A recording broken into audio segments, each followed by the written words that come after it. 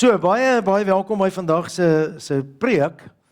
En die tema is Judas se twee wolwe. Nou sal ou sê, was Judas nie self 'n wolf nie. Hierdie is nie Judas wat Jesus verraai het nie. Dis een van die boeties van Jesus. Hy was die oudste, maar hy het nog boeties en sissies gehad. En hierdie was Judas gewees. En sy briefie, so aan die einde van die Bybel, net voor Openbaring, is net 25 verse lank. So as jy het nog nie gelees het, gaan vanmiddag huis toe lees. Dit is soos 'n bietjie 'n lang WhatsApp wat jy lees. Daar was 'n betleierery by die skool gewees, 'n baanie.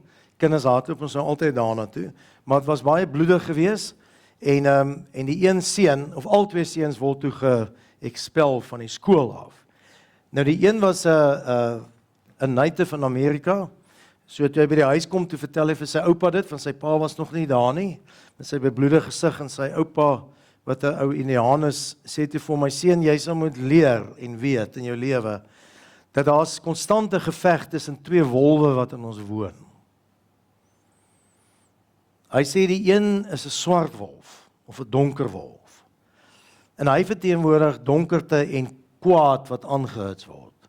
Woede, leuns, jaloesie, gierigheid, haat en betleierery.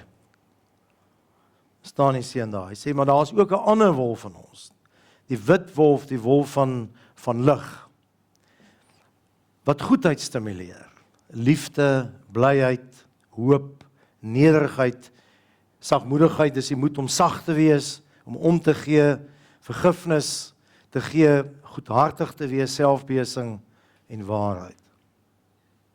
Die klein seun staan nou daar. Nou herken hy wat het hier gebeur. Die swart wolf het hom oorwin.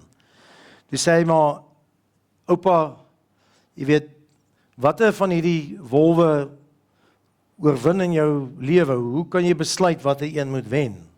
Toe sê die oupa, is eenvoudig. Die een wat jy voed, die een wat jy kos gee elke dag, hy sal wen. En dis waaroor die brief gaan. So Judas leef, die brief skryf so 50 jaar na Christus gebore is. En dan sien hy dat in die gemeentes loop hierdie swart wolf rond. En neem beheer oor mense en is besig om die gemeente te skeer. En 'n ongelukkigheid te veroorsaak, maar ook mense self te verniel, net soos hierdie seun verniel is. En wat ek vandag wil doen, wat hy wil doen vandag, is om vir jou eintlik te vertel, hoe voed jy die wit wolf? Maar hy wil ook vir jou wys, hoe lyk dit as die swart wolf wen? Nou, as jy dink die preek is nie vir jou nie, wil ek jy moet 2 keer dink daaroor. Want ek myself beleef baie keer die swart wolf wil my eet. En dit voel op 'n stadium of jy amper nie daar kan uitkom nie. Mense wat selfmoord pleeg, vind dat die dood die enigste weg is van die swart wolf af. Hulle word heeltemal donker en duister. So hierdie gaan met ons almal gebeur vir een of ander tyd, maar hy sien dit in die gemeente. Ons praat nie nou met mense buitekant nie. Want hy sê wat hy sien, daar's mense, gelowiges, Christene, wat die volgende doen. En as jy so optree, sê hy, dan beheer die swart wolf jou denke. Hy sê hulle leef volgens hulle eie begeertes. En hulle is losbandig. Hulle doen wat die vlees wil, wanneer hulle wil. Onthou dit was nou Grieke en Jode en alle ander mense wat met hulle kultuur in die kerk aangekom het. Hy sê hulle kla baie. Dis interessant. Kla oor alles. Hulle is ondankbaar. Ek dink daar sien ons ontklaar die wolf wat ons soms beet. Hulle praat groot. Hulle is hoogmoedig. Die een sonde wat God haat. Hy haat hoogmoedigheid. Dis wat Adam en Eva se groot sonde gewees. Hulle wou God gewees het. Hulle gebruik vleitaal tot hulle eie voordeel. So hulle manipuleer mense. Hulle is oneg. Hy sê hulle leef vraatsugtig. Hy sê, onthou hulle nagmale was nou vir arme mense, almal was daar en dan bring hulle kos, gemeentes was klein. Hy sê dan sal hierdie blikskorrels eerste eet en die meeste eet. Hy sê hulle dink nie aan anders, hulle is vraatsugtig. Hy sê dis hoe hulle is. Hy sê jene mens, dit is nie hoe ons Christus leer ken het nie. Dan gebruik hierdie Judas eintlik 'n term vir die ander Juda. Hy sê hierdie mense verraai ons enigste meester en Here, ons voorbeeld, Christus. Dis nie ons Christus leer ken dit nie. Daai is nie 'n beskrywing van hoe hy is nie. En as jy hom volg, soos hierdie twee jong mense, Stian en Leanne vandag beloof het en jy gedoen het, beteken jy sê ek loop in die voetspore. Die Gees leef in my. En hierdie is nou 'n prent van Jesus omtrent na hy gedoop is. En dieselfde is eintlik maar jy hou eintlik die Heilige Gees vas, want jy laat hom toe, dis al ons gelowiges word. En hierdie is 'n prent van Jesus gekruisig is. En wat sê daai prentjie? Daar staan nederigheid oor geskrywe. Nederigheid. Jesus het homself verneder om mense wil, sê Paulus, hy's God wat 'n mens geword het. Hoekom? Omdat hy vir ons wil wys hoe leef jy met die wit wolf in jou. En Jesus, ek bedoel, hy's rein teenoor die ander, hy leef dankbaar, hy het altyd die brood gebreek en dankie gesê, hy het ook dankbaarheid verwag. Uit die aard van die saak was hy nederig geweest om 'n mens te word en ook vir ons te sterf. Hy was eg, hy was reg, hy was onselfsugtig en hy het eintlik amper net aan ander gedink. Dis Jesus. En dis die teenoorgestelde as wat hy sê hy sien in die gemeente. Hy gaan aan, dan sê hy, die kerkmense, sê in die 4de vers, dis hulle wat die genade van God misbruik. So, hulle het die lekker ding om te sê, nee, wel, eendag, ek gaan nou hemel toe as ek eendag sterf, wat ook al klaar fout is, en dit word 'n dekmantel waaronder hulle losbandig lewe.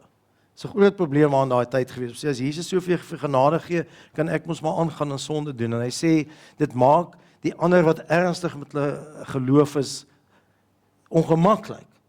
Want jy sê jy's my broer, want jy tree so op. In die huis is dit ook so. Jou pa sal sê, weet 'n bester maak nie so nie, want ek bedoel jy moet sy naam groot hou en dis wat die onsse Vader sê. Hy sê hulle is Christene, maar hulle lewens wys dit nie. Dan noem hy 4 voorbeelde van hoe hierdie mense is. Dis eintlik stunning. Hy sê, hierdie mense is soos reënwolke wat aankom. So hier lê die barmhartige Samaritaan, hier kom 'n Christen aan. Man, hy gaan my help. Maar dan is hulle soos die wolke wat deur die wind verby waai. Daar's 'n afwagting by medegelowiges van hoe jy sal optree, van jou ouers en van jou kinders en van die mense. En dan staan niks van daai verwagting word waar nie. Soos wolke wat lyk of hulle kan reën gee, maar daar is niks nie. So die geloof gaan nie oor 'n vrug nie. En die tweede ding wat hy sê, hulle is soos 'n boom wat geen vrugte dra nie. Jesus was honger geweest, toe kom hy aangestap en daar's 'n vyeboom en hy hou van vye.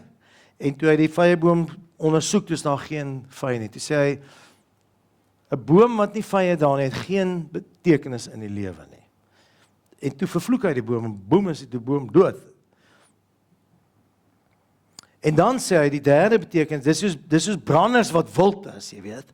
En al wat hulle opskop is 'n klomp skuim. En julle weet as skuim so op die strand lê, dan's al die mooi skulpies is bedek. Jy kan nie die mooi sien nie. Hy sê soos mense wat sê hulle is Christene en wat nie so optree nie. Mense kyk op na hulle, verwag die meeste van hulle. En dan die laaste beeld wat hy gebruik, hy sê hulle is so sterre wat uit hulle baan geslinger word. Ek weet nie of julle al 'n sterrereën in die nag gesien het nie, as die meteoriete inkom. Hulle slaan ons aan die brand. Jy moet hoop hulle brand uit voor hulle by jou kom. Maar dit is 'n verskriklike gesig. Hy sê hulle en dan dink die mense in daai tyd, dis sterre wat uit hulle baan gaan en ontplof en dan bedreig hulle jou lewe. Hy sê hierdie mense bedreig die gemeente se voortbestaan. Hy sê vir hulle hou God 'n plek gereed in die diepe duisternis. Hulle dink hulle is gered, maar hulle is nie gered nie. En dis 'n moeilike debat, want Jakobus sê, en hy praat ook hier oor, moenie sê jy's gelowig, jy's 'n appelboom en jy dra dussels nie. Hy sê dan is jy nie eintlik 'n appelboom nie. En dis wat hy sê. Mense moet tog, dis logies eintlik. Jy moet tog, as jy mos nou sê jy glo in Christus, dan moet jou dade dit wys.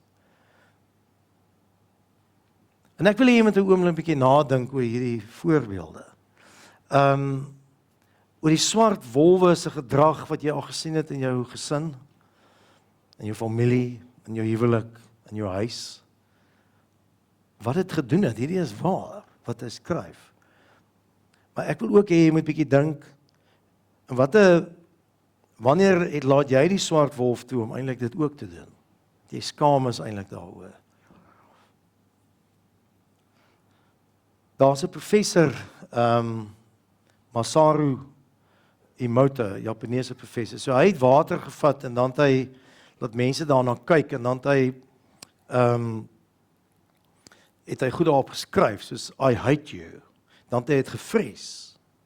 En dan het hy dit mikroskopies afgeneem en die foto van waarop staan I hate you, lyk so. Ek gaan nou, kyk hoe lyk dit, daar's geen patroon, dit lyk eintlik soos rioolwater. Jy moet net onthou 80% van jou liggaam is water. Op die bordjies waarop gestaan het, ek het jou lief, lyk dit so. En die bordjie waarop staan vrede, lyk so. So as jy in 'n gemeenskap heeltyd haat en selfsugtigheid en die donker wolf laat toelaat, dan besoedel jy jou huwelik, jy besoedel jouself, jy besoedel die kinders, jy besoedel jou kleinkinders, jy besoedel die gemeente, jy besoedel die gemeenskap. Daarom skryf Judas hierdie brief om te sê, hierdie is 'n gevaarlike ding. En almal van ons staan skuldig hier vandag. Moenie 'n fout maak nie. Ek die skuldigste. En nou moet dit besef, bely en vir jouself sê, maar okay, dit is waar, maar hoe kan ek dit reg kry? Terwille van God, terwille van die koninkryk, terwille van die mense wat ek liefhet, om die wit wolf te voed. En nou gee hy 7 goed wat jy kan doen, om dit te doen. En een van die 7 gaan by jou resoneer. Dit moet vandag, as jy 'n probleem het om nie die wit wolf in jou lewe te voed nie. Hy sê die eerste een is, jy moet die Gees toelaat om jou gedagtes te beheer. Kyk, Paulus het baie geskryf. Paulus het lange briewe geskryf. In Romeine het hy gesê, Romeine 7, jy word beheer deur jou denke, nie deur jou brein nie. Ek bedoel, brein is net 'n fisiese ding. Maar jou denke, hoe jy dink, hulle noem dit in Grieks die nous, jou nous, N-O-U-S, nous. So, hy sê jou denke word of deur die wit of die swart wolf bedrywe. Die swart wolf, sê Paulus, is jou sarks, jou vlees. So ek gaan jou 'n klap gee en ek gee jou net 'n eenvoudige klap.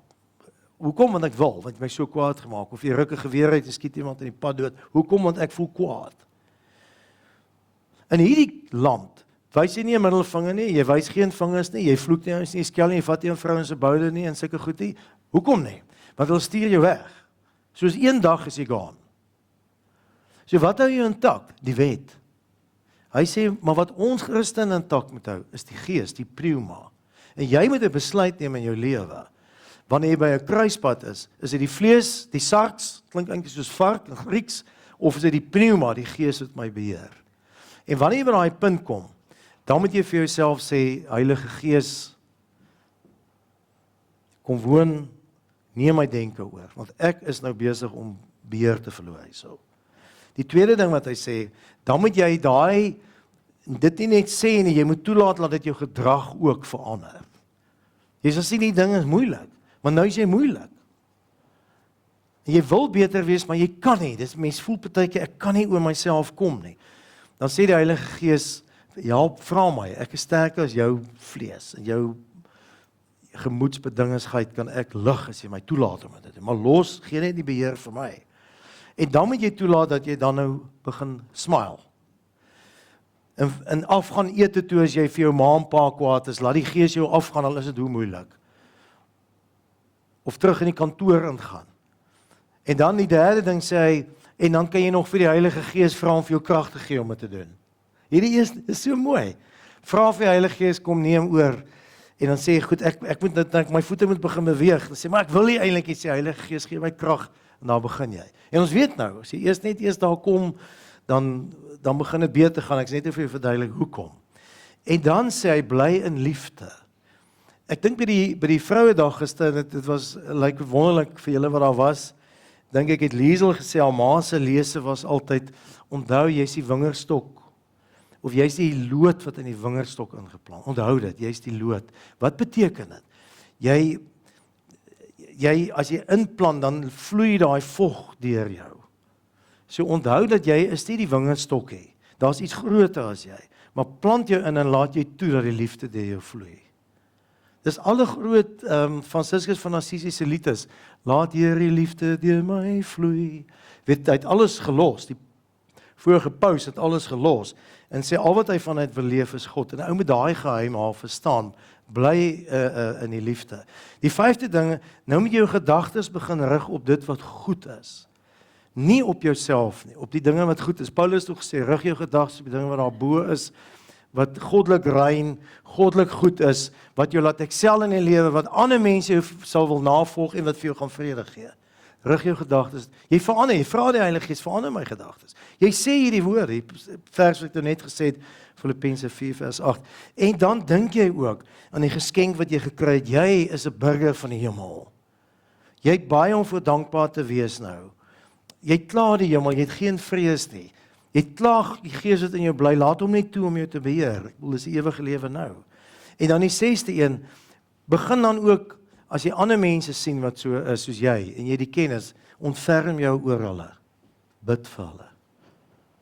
Dis die gouste wat mense eintlik herstel, as jy uit jouself klim en net bietjie na ander begin kyk. Dis 'n manier om lewe te kry. Ek dink, ja, God het ons so gemaak. Ons is gemaak om lief te hê, maar die sonde het ons kom, dit kom verdryf van ons. En dan die 7de ding, loof die Here vir sy goedheid. Kyk, daar's niks soos om 'n liedjie te sing nie. Want ek gaan nou vir jou sê dit, of kom ek sê sommer nou al vir jou. My broer het eendag vir my vertel, hy is mos nou 'n dokter. As jy partykeer so heavy negatief is en jy wil niemand sien nie, jy wil niks doen, jy sit net daar, dan gaan jou brein in lockdown. Kyk, jou brein beweeg mos, maar jy lock hom down. Jy hou almal uit. Ek wil nie na iemand luister nie. Ek wil niks hoor nie. As ons tieners is ons baie so. Los my net uit. Jy weet, dit is so. Maar die oomblik wanneer jy die Gees inlaat of 'n lied sing of selfs na musiek luister of iemand net toelaat om in jou te vat, dan verander jou brein, hy unlock. En een van die beste maniere om dit te doen is om te sing. Ek bedoel, toe ons jong getroud was, Susan kom my baie kwaad gemaak het. Ek het haar nooit so kwaad gemaak nie. Nou moet ek in die aande gaan preek, nê. Here, nou dink ek, hier gaan ek as 'n skynheilige fariseer, moet ek nou gaan preek. En ek wil haar nie eens sien nie, wat nog van mense sê, nou moet ek gaan, jy weet, ek wil my salaris verdien. Dan kom ek aan en dan voel ek nie goed nie. En dan begin ons sing. En dan kan ek voel hoe verander die Gees my in 'n wolf van lig. So, jy weet, so ou met 'n liedjie kry wat jy kan sing. En Tesai sing hulle hierdie liedjie. Hy gaan so. Ek loof die Here omdat hy goed is. Daar's geen einde aan sy liefde. Ek loof die Here omdat hy goed is. Halleluja.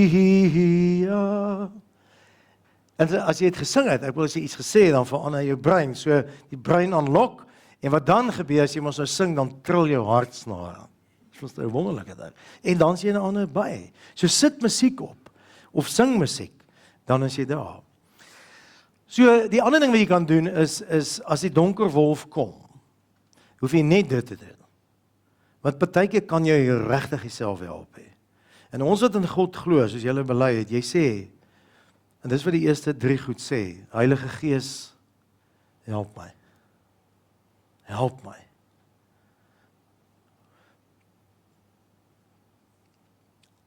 Daar's 'n meisie wat my vertel het, sy was by, ek het dit al vir jou vertel, maar sy was by okkultisme betrokke. Okkultisme is nie satanisme nie. Satanisme is mense wat soos ons Jesus as die Here aanbid hulle Satanas te is, 'n kultus. Hulle gaan en sing en slag katte en sulke goed. Maar okkultisme is dat jy by hierdie bonatuurlike wêreld, onthou ons is mense en dan's daar geeste, waarvan die Heilige Gees 'n dier groot gees is. En van die goed wat jy doen, kan ons die glasie speel, en hulle kan nou goedjies beweeg en klippies en goed, is vir wat hulle dit nou doen, is om net te wys, daar is kragte groter as mense en ons weet dit. Soos, toe Petrus by Jesus was, het hy hom op water laat loop. Dit is 'n bonatuurlike ding wat hy gedoen het. En die meisie het astrale projeksie gedoen. Wat 'n ding is wat jy doen, wel ek het dit nog nooit gedoen nie, maar jy gaan uit jou liggaam uit. Jou wese gaan uit. En dan hang jy so bo, en dan kyk jy af na jouself. Hulle sê is 'n baie lekker gewees om dit te doen. Die duiwel het een nag na toe gekom sê en het gesê aanbid my en sy wil nie en dan gooi hy haar rond in die kamer om haar uit te gooi en dan droom is soos 'n droom half en dan sy derde verdieping gebly en gooi haar uit by die venster en voor sy onderval is sy weer daar. Maar toe los hy haar. En steeds kon sy nie loskom daarvan. Sy het 'n dominee gaan sien, sy was in die hervormde kerk, maar dit het haar nie gehelp nie. Maar sy sê, as sy partykeer ry met haar kar, dan doen sy dit. Dan sê sy so ver bo in die lug, dan is haar kar onder. Ek bedoel, is weird, nee. Maar sy sê, daar's 'n goue draad wat jou siel en jou liggaam met mekaar verbind.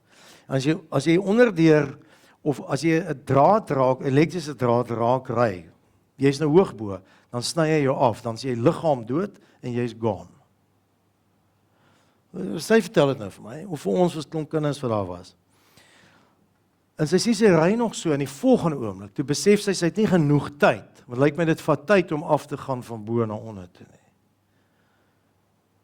Sy gaan dit nie maak nie, en sy sê, Jesus, help my. En sy sê, zoep is sy terug in die kar, en toe stop sy, en toe besef sy, hierdie swart wolf of haar doodmaak. En sy het klomp stads in haar ore gehad, en kerse geloer, en al haar hele lewe verander, gaan bely, en haar belydenis weer afgelê, en sy is 'n nuwe mens toe ek haar gesien het. Wat ek vir jou wil sê, ons verstaan nie die krag wat ons het om gelowiges te wees nie. So die swart wolf van jou is vir God niks nie. Maar jy het die krag, en dis die funny ding om die Heilige Gees uit te hou, soos hy, of om hom in te laat. So jy hoef nie die varknek te wees wat jy is nie, of wat jou pa en ma jou gemaak het, of whatever die verskoning is, wat jy toelaat dat die verlede jou toekoms steel nie. Raak beter. Raak beter as jy so is. Moenie toelaat dat die wolf jou altyd beheer, nou gaan sulke tye wees. Dis hoekom ek die preek so mooi vir jou maak, om te sê jy moet een ding besef. As jy voel, hierdie wolf vat vir jou, het jy twee keuses, of jy vul jouself met jouself, en dis is die sarks. Ons vlees is deur die sonde beïnvloed, dat ons wil die verkeerde doen. Of jy kan kies, want dis die keuse wat God vir ons gegee het, is vul myself met God. Dis jou keuse. Maar jy hoef nie so te wees nie. En dis wat Judas vir ons wil sê. En ek weet nie, hierdie skoen moet jy self aantrek. Ek ken julle almal, ek ken myself, maar ek judge niemand nie.